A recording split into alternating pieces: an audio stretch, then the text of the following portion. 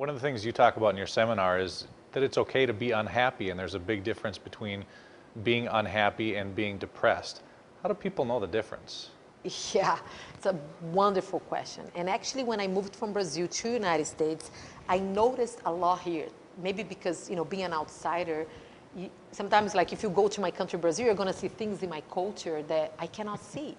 And one thing that I noticed, I used to ask people, yeah, I'm taking antidepressants. Oh, why? Well, my husband and I, we were fighting, then I went to the doctor and he prescribed me. Oh, my sister passed away and I was sad and they prescribed me antidepressants. So I noticed, and even my therapist, when she told me, Chris, you need to take antidepressants, I remember looking at her eyes and say, wait a minute, I moved from, my country, I left everything, my career, my family, my friends. My daughter almost died. My father passed away. I'm trying to adapt to this new culture. I'm dealing with all these emotions and grief, and you are telling me that my sadness is a disease? Sadness is not a disease. Sadness can make you grow, can make you learn so much about you and your strength. Mm-hmm. And I remember looking at her eyes and saying, give me 3 months to try to learn with my sadness and find a natural way to heal myself. And she's still a wonderful person that when she came to my retreats for women to Diva Dance, she was sobbing, she was crying.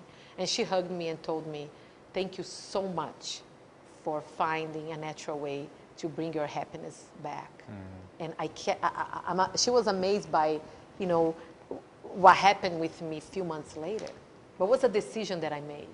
We need to decide if we want to, truly find the best in us that we can find, or just, follow the status quo and whatever people are telling us. Mm-hmm. You asked me, how can we know the difference mm-hmm. between sadness and depression?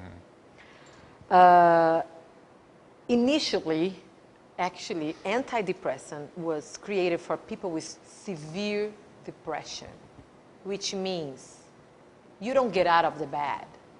Mm-hmm. Severe depression, you don't do anything.